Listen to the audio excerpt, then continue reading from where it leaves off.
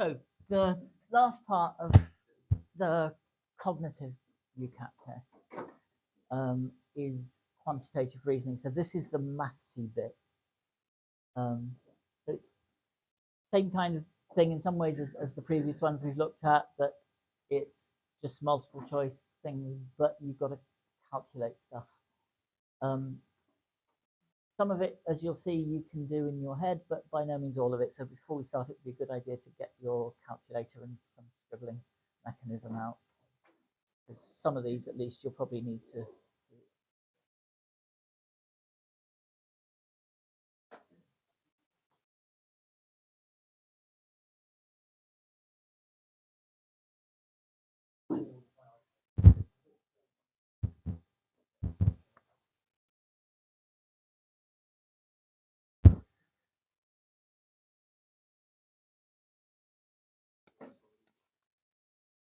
So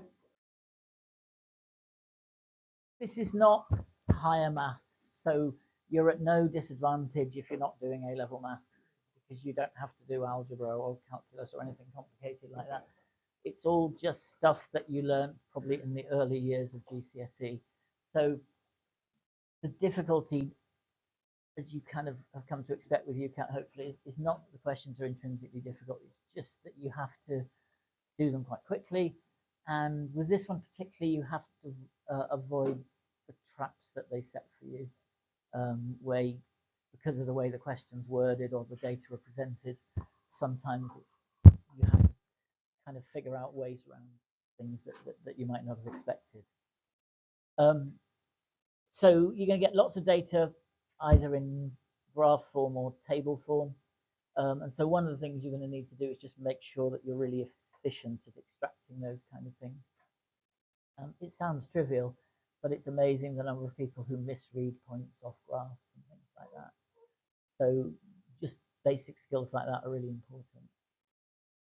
Timing, you can see, looks on the face of it slightly less tight than in the previous ones, because you've got sort of almost a minute and a half for each question. But I mean, that's a bit misleading because you've got to calculate stuff, so it's still quite a rush. But the really big factor that slows you down is this on-screen calculator. So it looks like that. So it was the state of the art in the late 1970s or something, and they haven't updated it since. So it's a really annoying bit of kit to have to use. But that's what you have to do in the exam. You're not allowed to use your own calculator. You have to use this on-screen one. And it has some important limitations. The first is that it, as you can see from the interface there, it doesn't have any brackets. So that means you can't put long, complicated expressions in. You've got to do your calculations a bit at a time. And also, okay, so what does 2 plus 2 times 2 equal? Okay, but this calculator will tell you it's 8 because it just does the operations in the order that you put them in. So 2 plus 2 is 4 times 2 is 8. So it doesn't follow the priority things that you learned at GCSE for operations. And again, if you're in the habit of just assuming that calculators do that, that can trick you up quite easily. So what I'm going to suggest is that you start using it now, because you can, this link that's on there, and I'll email this to everyone, gives you access to this calculator and it just works in exactly the same way it will do in the exam. And what I'm going to suggest is, when you're doing chemistry homework or something like that, and you've got to calculate stuff, it won't be fun, but make yourself do it on this calculator rather than on your own one, because that's how you'll get quick and used to the shortcuts and all that kind of stuff, and it will make a huge difference. The thing that students most often say made a difference to them in terms of getting through more questions and getting higher marks in practice tests as they worked on it, the thing that people mention almost more than anything else was getting used to the calculator. So that's my suggestion, is start doing it now. I'll send this link to you, and you can just open it up on your computer and just use it instead of using your calculator next time you have a chemistry homework or something where you've got to calculate things. And it will make a huge difference to your performance in this section. And the little shortcuts like that, you don't, actually clicking the screen to put the numbers in is completely mad. You can enter them on the keyboard, and you can use enter as the equal sign and stuff like that. So, there are these little tricks, but as with everything else, it's just doing lots of it that's really important. Okay, so let's have a look at the first question. So you can see what you've got is a graph or a presentation of data on the left-hand side. And what you're going to get is 4 questions based on this first set of data. So it's a bit like in the verbal reasoning. The first one might take you a bit longer because you're getting used to how the data work. But after that, hopefully, you'll get a bit quicker. Okay, so see what you make of this first one.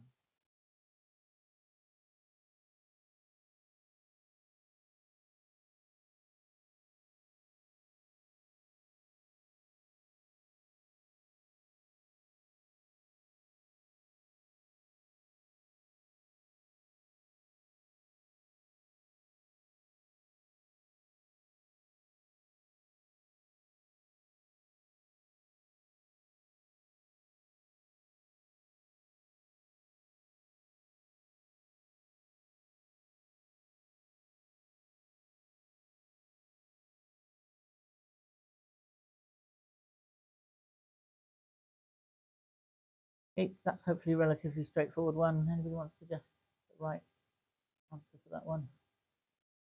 Anybody disagree? Yeah, C is right for that one. So make sure you're looking at the right day, Sunday, which is the one at the right-hand end. And then instead of trying to think about all the colors at once, just pick the biggest one, right? So newspapers are accounting for a sort of 40-odd% of the sales. So you look for something that's just under half the graph for your blue bit, and that's C. So that should be a nice, quick and easy one. But as you're doing it, just make sure that you're then comfortable with the way the data are presented so that it will make the subsequent ones a bit easier. Okay, so here's the next one.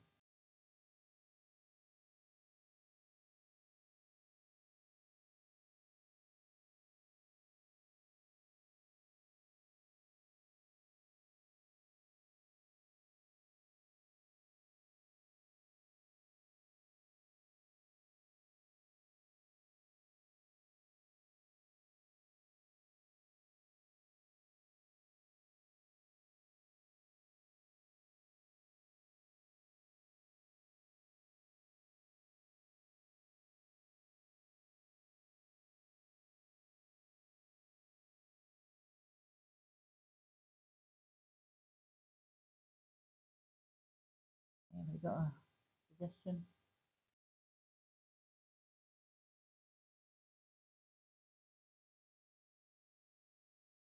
Yeah, D is the right answer. So let's have a look at how that works. So we're looking at Wednesday. So we're looking at this bar,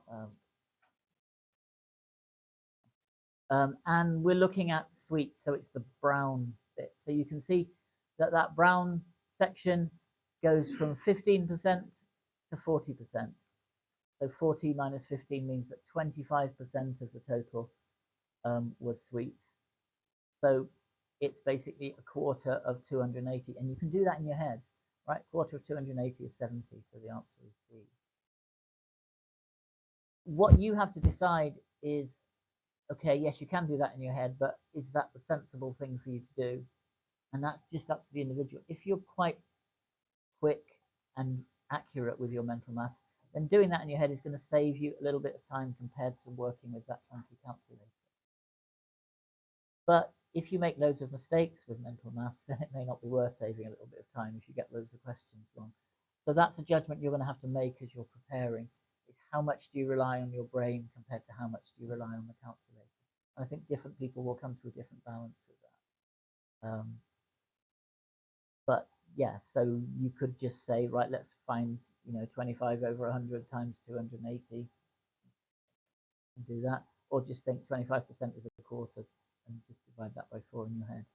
But one way or another, 70 was the answer. It's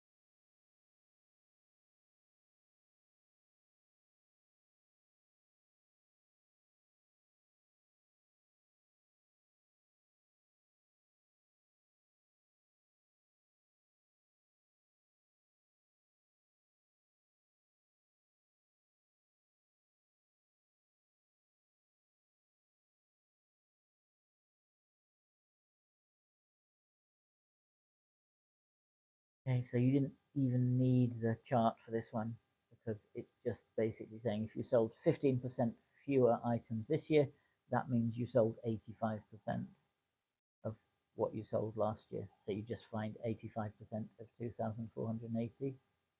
And again, you could do that without calculating just by looking at the possible answers and saying which ones of those could possibly be 85%. And that would probably let you narrow it down. But to be honest, it's probably quicker just to plug the numbers in and do the calculation. So develop your own strategy, but don't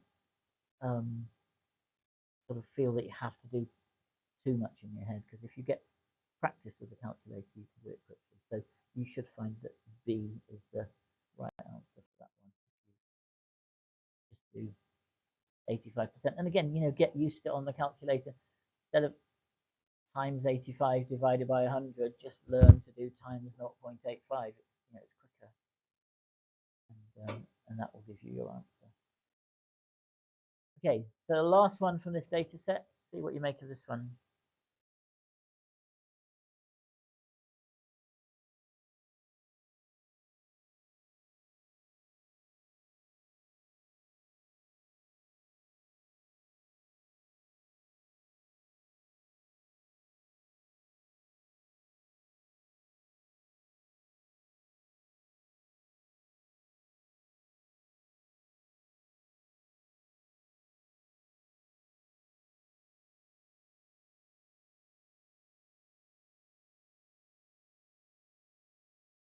Okay, so no calculations to do here, so it should be fairly quick. So what's the answer?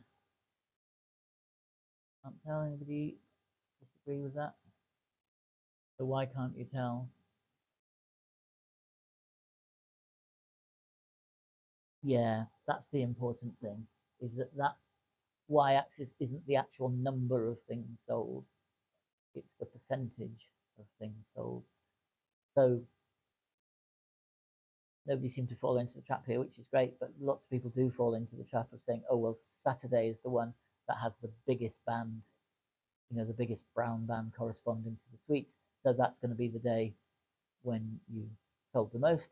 But of course, if on Sunday you sold 10 times as much stuff, even though a smaller percentage of it was sweets, it would be more sweets than the small volume sold on Saturday. So you just can't tell because you've got no information about the amount of stuff actually sold. The interesting thing there is that was the first time in those 5 questions that can't tell appeared as an option. That doesn't mean to say every time it comes up it's the answer, but it does mean that it's always worth pausing and thinking, have I missed something here? Is there some trick that would mean you can't tell? And in this case, there indeed was. Okay, so nothing too scary there. You can see no higher math skills, but potential mistakes you can make if you're hurrying a bit too much. So we move on to the next one. So this time we have different set of data and again 4 questions.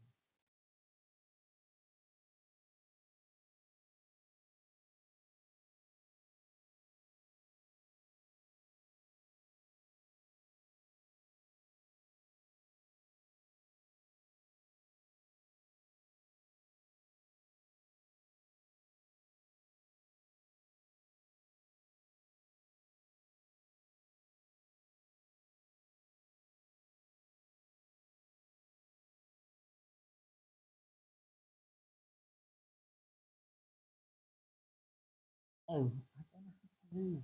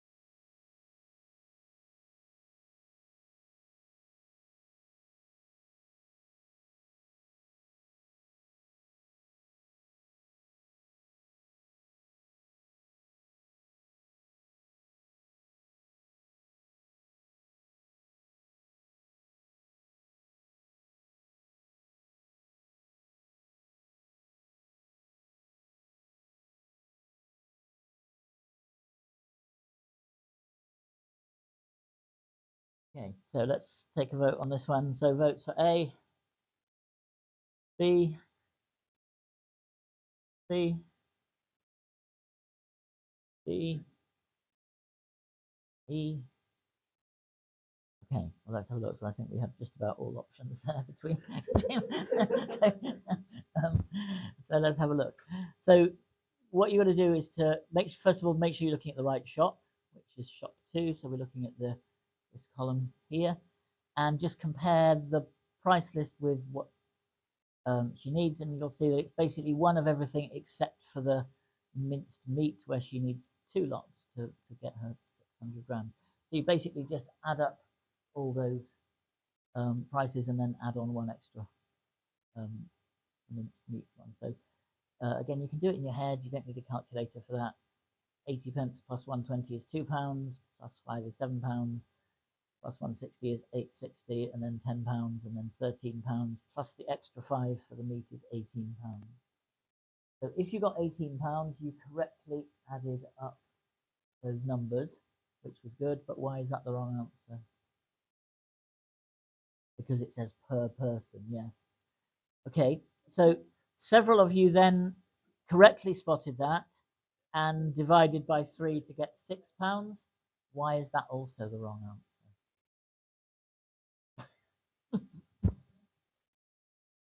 Well, it may mean that you don't, you've never been, yeah, okay. It may mean you've never been to a dinner party, but at a dinner party, you don't cook the food and then watch while your guests eat it. You eat some yourself as well. So the total number of people eating is 4, not 3. Okay, so you see what I mean? That it's not that it's a hard question, but it's so easy to fall into the trap. And that's why you've got to get that balance between going quickly, but not going too quickly. Um, so, so that was a mean question, because there were basically sort of 3 traps there. You could miss the fact that you needed 2 packets of meat. You could miss the fact that it asked it per person, and then you could fail to observe the social norms on how dinner parties work. But yeah, interesting. Okay, sorry. Oh, I've missed.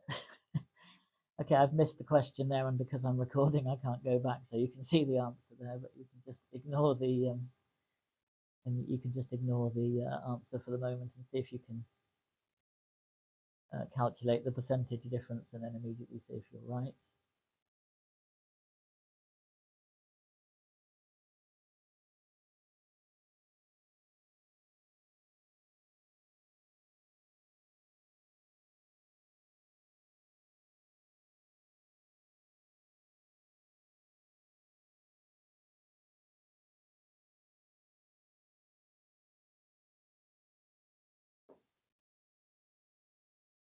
Okay, so that's a fairly easy sort of GCSE percentage kind of question. So if you just possibly need to revise that a little bit, but that should be straightforward.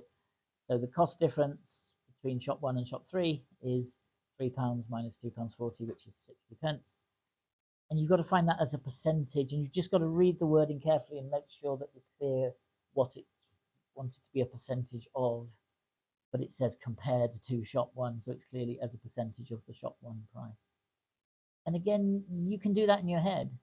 60 is a quarter of 240, so it's 25%. So do it in your calculator if you feel more comfortable doing that, but recognize that in a lot of these examples, they set them up so that you can potentially do them in your head. So 25% because it was a quarter is the right answer. Okay, and one.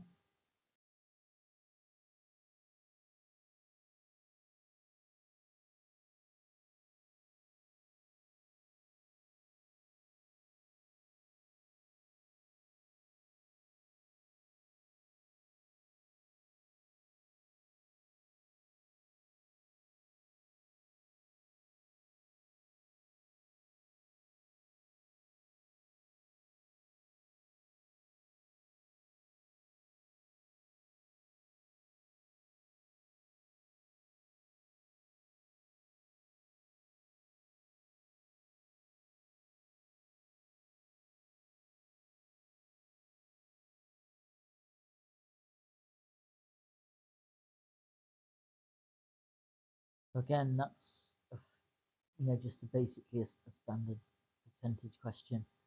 So make sure you're looking at the right shop. So shop 3 this time. So the cost of the lettuce is 90 pence.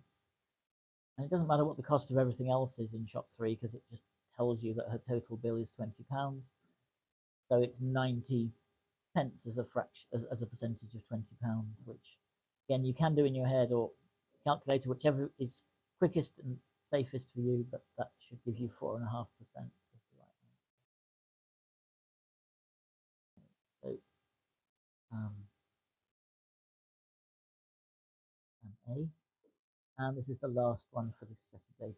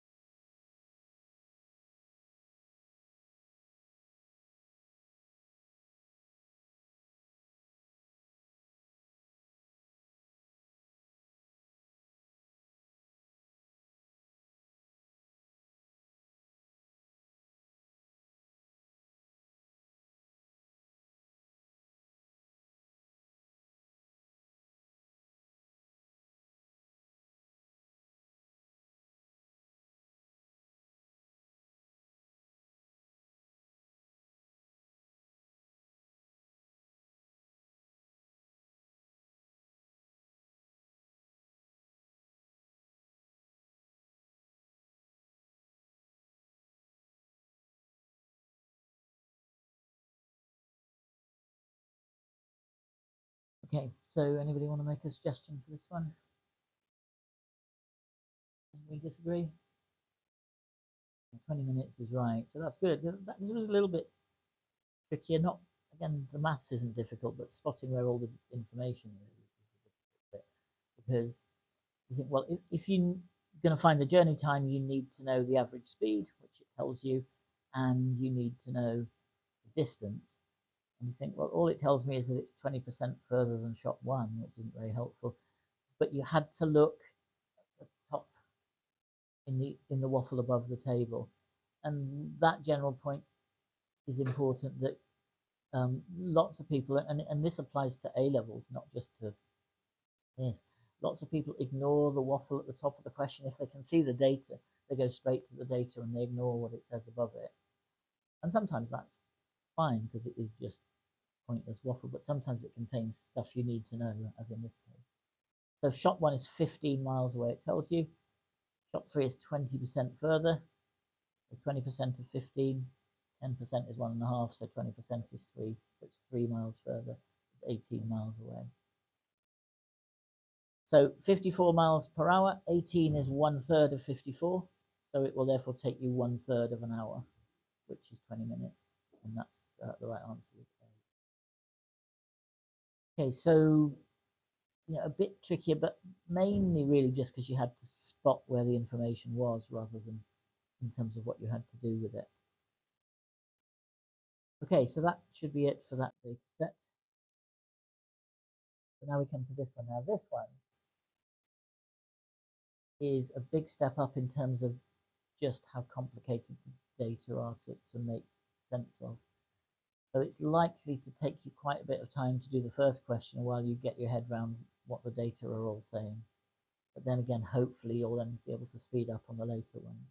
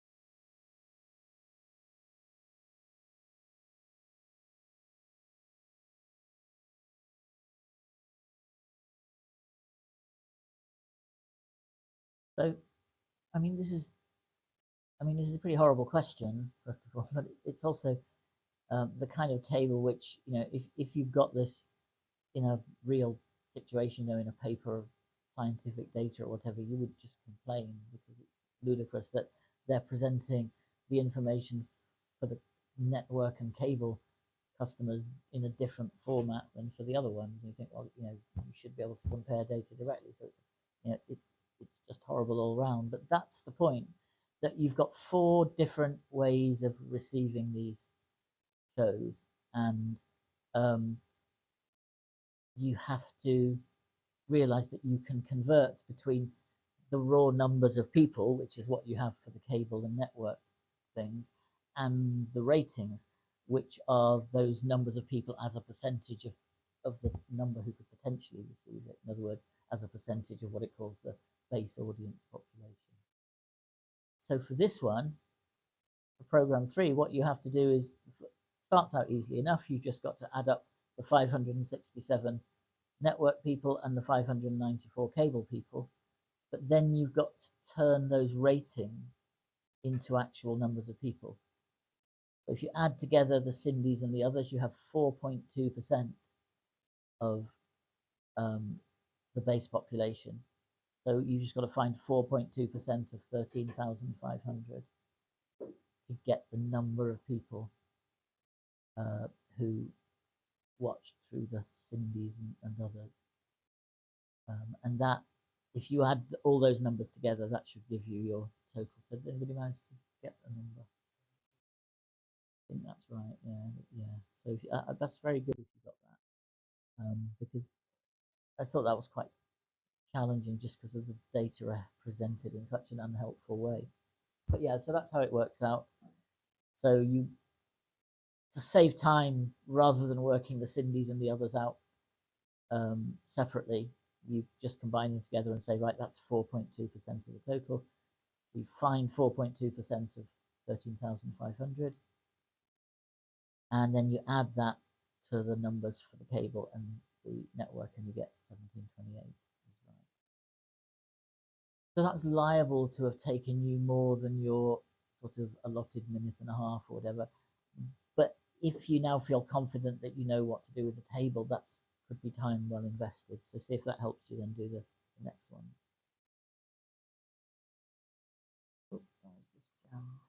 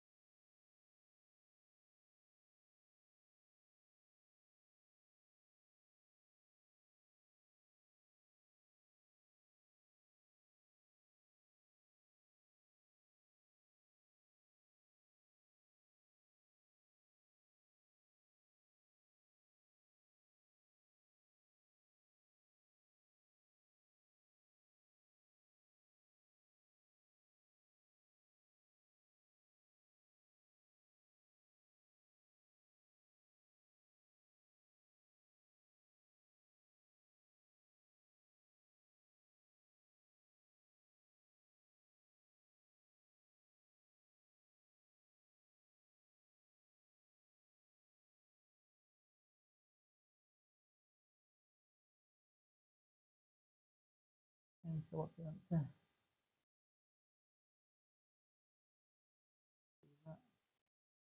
Yeah, 212 is the answer. So let's just check how you got that. So we're looking at program 2, and it tells you that 3% of the potential audience watched it on Indies.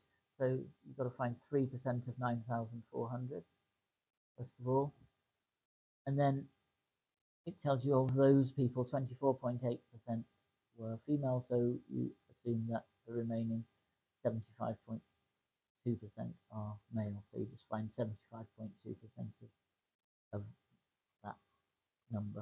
And you then get 212 worked out like that. So you can see that that was potentially now a much quicker calculation, partly because it was less involved, but mainly because you figured out what was going on with these ratings and stuff like that. Okay, so next one.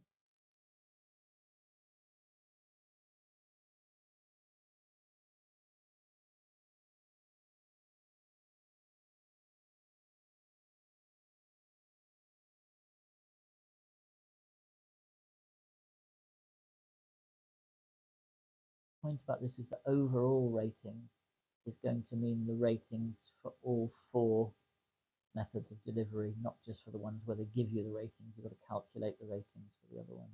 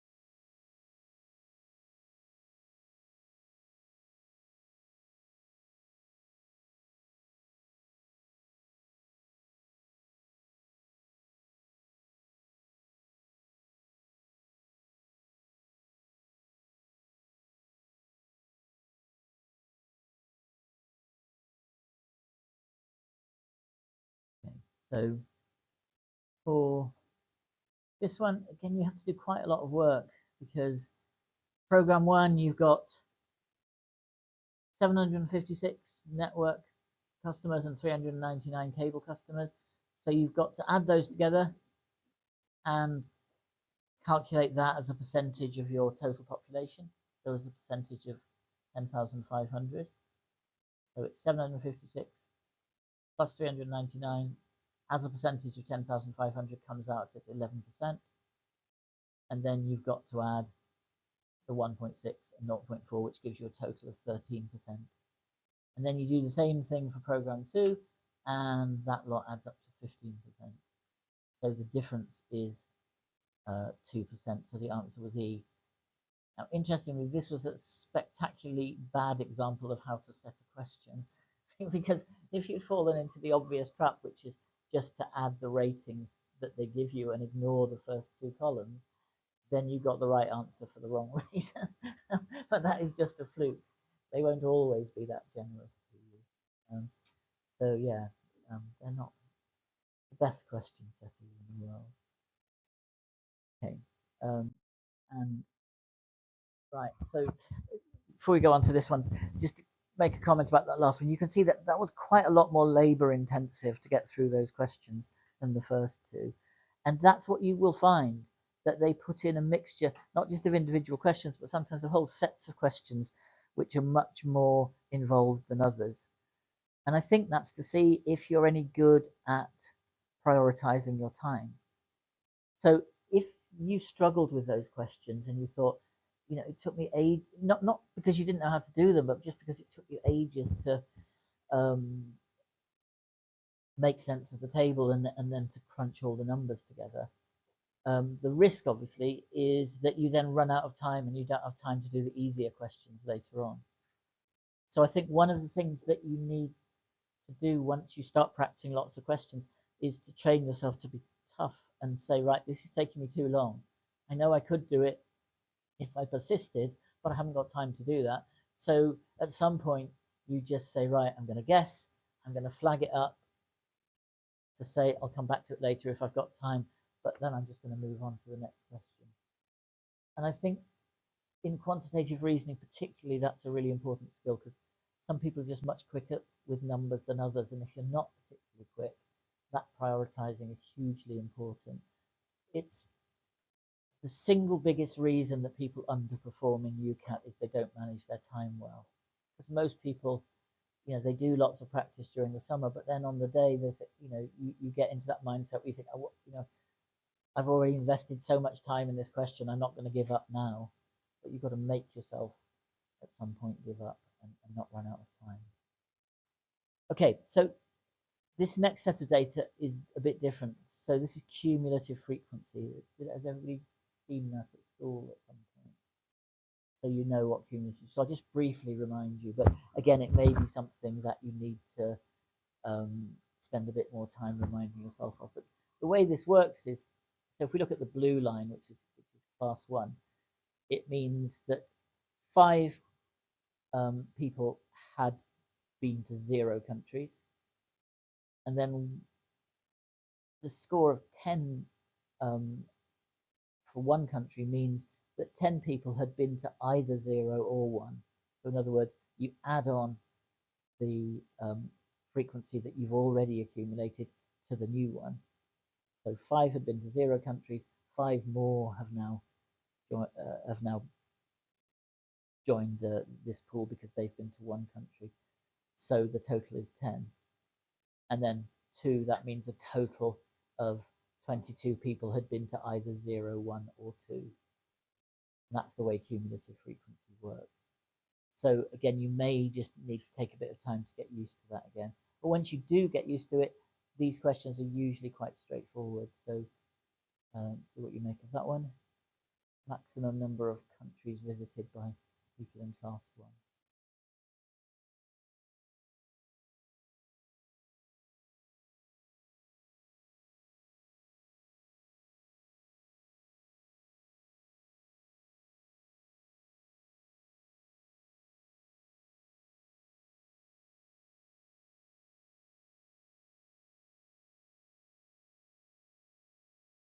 Okay, so what's the answer? 3, yeah, because you can see that the curve is rising as you go from 0 to 1 because extra people had been included by including those who'd been to 1 country, and then it rises again. So some had been to 2, and it rises again because some had been to 3, but then it flatlines. And that tells you that no extra people were added on going from 3 to 4 countries. So nobody had visited 4 countries. So 3 was the maximum. So you can see that's really difficult if you've never seen cumulative frequency before or haven't thought about it for some years, but is actually very easy once you get used to these, this format of data. Okay, so here's the next one.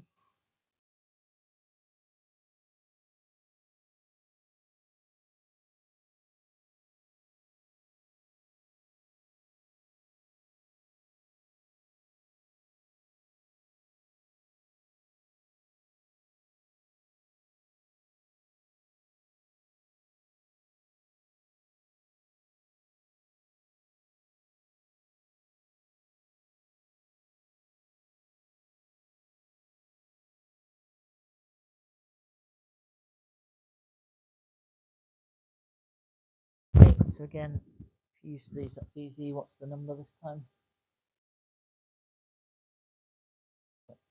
4. Because looking at the brown line this time because it's class 2, again, just easy marks to give away when you just end up looking at the wrong line or the wrong column. So always just double check. So it's the brown line, and you can see if you look at the people who'd been to up to and including 2 countries, it was 24. And then what you've added to those when you get to the next point is those who've been to 3, and it's written from 24 to 28. So there were 4 extra ones. 4 people had been to exactly 3 countries. So easy when you know how, but if you're not feeling comfortable with it, just remind yourself with some more examples of cumulative frequency.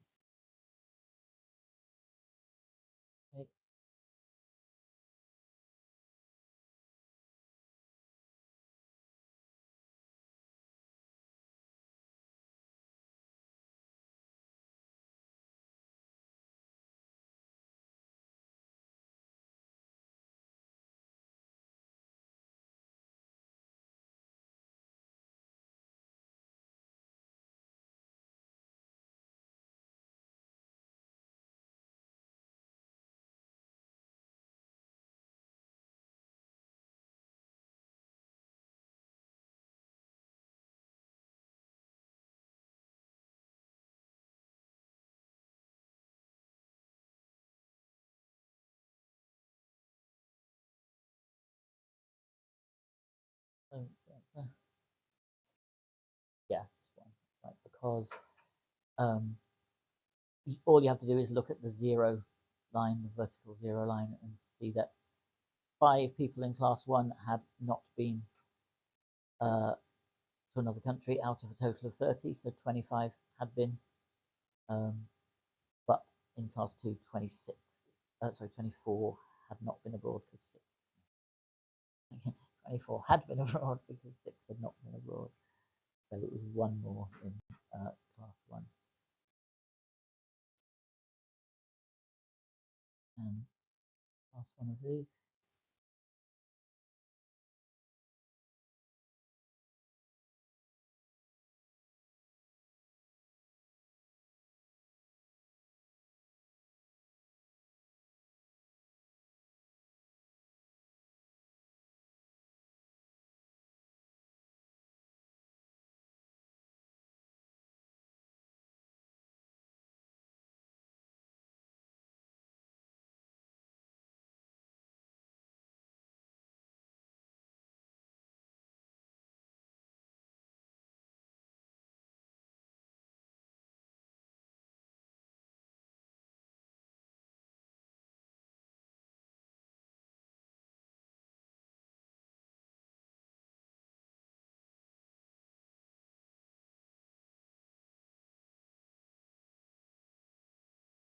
Okay, any suggestions?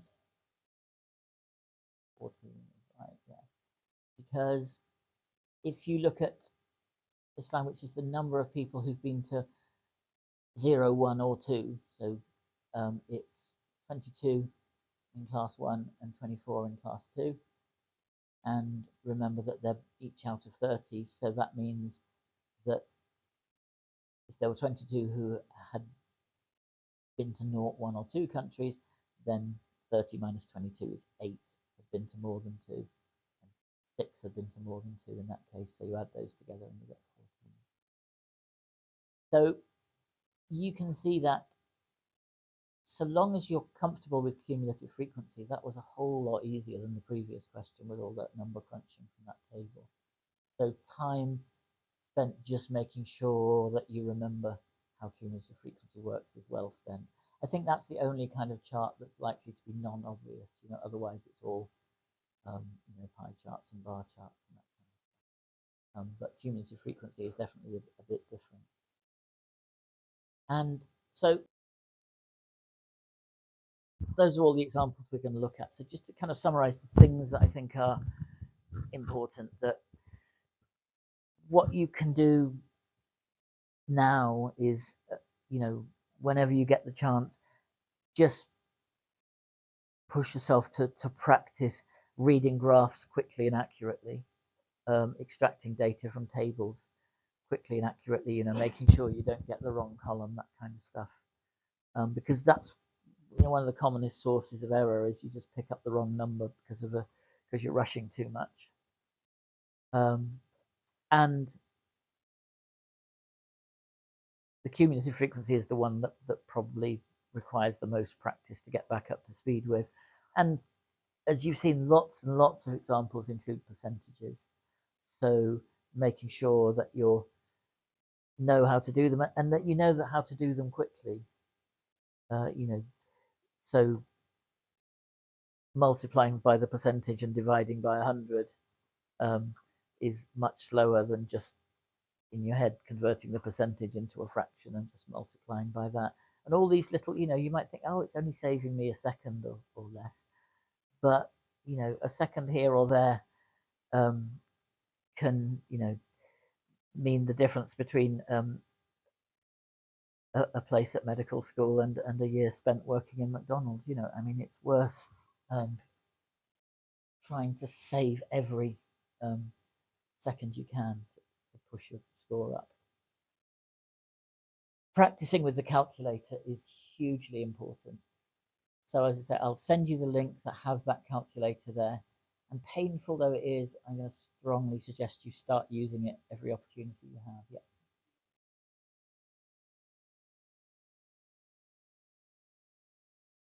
I think probably not. That's probably a college problem rather than, or it might be. No, I mean, I don't think that's. I don't think that's a problem. I think it's more just the clunkiness of the format. But I think they have very good connections at these exam centres. I haven't. No one's ever complained to me about that. And they do complain about lots of things. I suspect that's probably.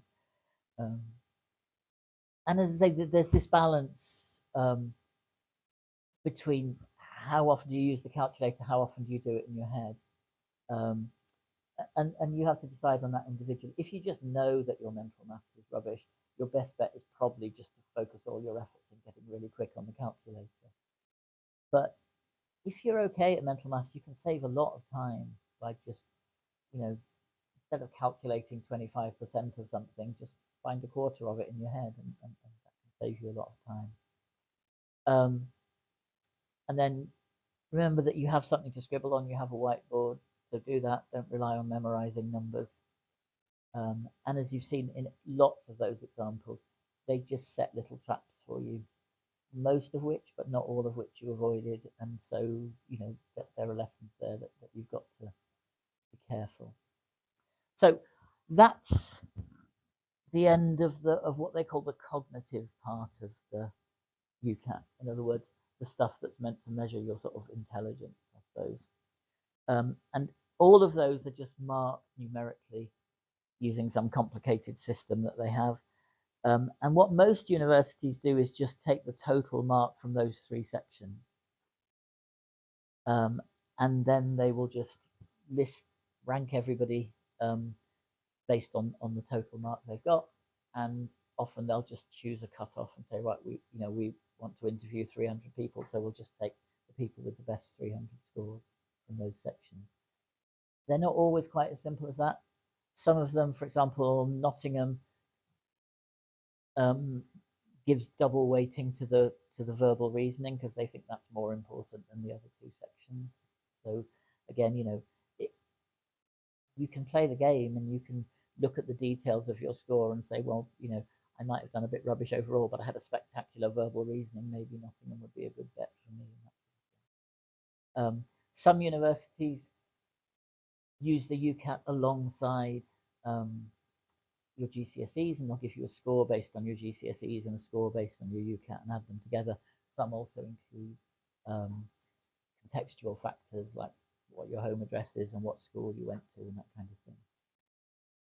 So when it comes to the time and you've done your UCAT, what we'll do is help you work out where are the best bets. In the end, obviously the choice is entirely up to you as to where you apply, but we'll give you guidance as to where we think is a good idea and where it's going to be a real long shot based on what we know about what their systems are.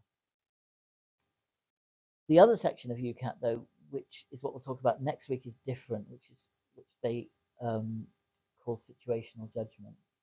And what they do there is they just give you a scenario and ask questions like, you know, what would be the best way to act in this situation? And because that's more subjective, they don't mark it quantitatively in the same way. But what they do is they just look at how closely your answers correlate with what their expert panel thinks is the best way and the worst way to act in a given situation. And if you agree with them most of the time, they'll put you in band 1, which is good. And if you nearly always disagree with them, they'll put you in band 4. And again, the way universities use that is different. Some of them ignore it completely. Some of them give you a score based on what band you got. But most of them don't really care unless you get band 4. Because if you get band 4, it means you nearly always disagree with their experts, and they interpret that as meaning that you're a psychopath, and therefore they don't want you.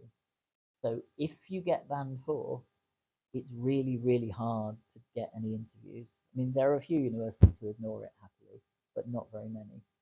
So it's largely going to be a case of avoiding band 4. And what they'll tell you is, oh, don't worry about situational judgment. Just tell us what you actually think, because that's what we're interested in. But of course, the way you get a good band is not by writing down what you think. It's by writing down what you think this idealized medical student that they're visualizing thinks. And that's not necessarily the same thing. Okay, so that's what we'll look at next week. Just before we finish, let me just mention the Oxford and Cambridge trips. So did everybody get an email about the trips there? So if you're interested in dentistry, they're not really of any relevance to you because neither Oxford nor Cambridge has a dental course. But if you're interested in possibly dentistry, but you might do chemistry or anthropology or something, then obviously by all means go on the trips to look at the academic courses.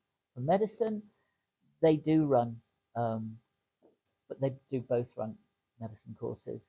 So it may be worth going, but it's worth knowing in advance that first of all they're incredibly hard to get into. So you need to be really doing not just well enough in your subjects, but sort of in the looking at A stars and things in your subjects. And the course is very different.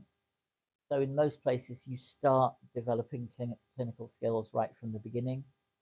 But in Oxford and Cambridge, you don't. You just do science for the first 3 years, largely, and then you start developing your clinical skills after that. And personally, I think that's probably quite a decent way to do things, but that's probably because I like science. A lot of people are horrified by that and think I wouldn't want to go there, in which case it might not be worth going on the trip. But if you do want to go, put your application in soon for that Oxford one because it will fill up. Okay, so that'll do for this week, and I will see you next week.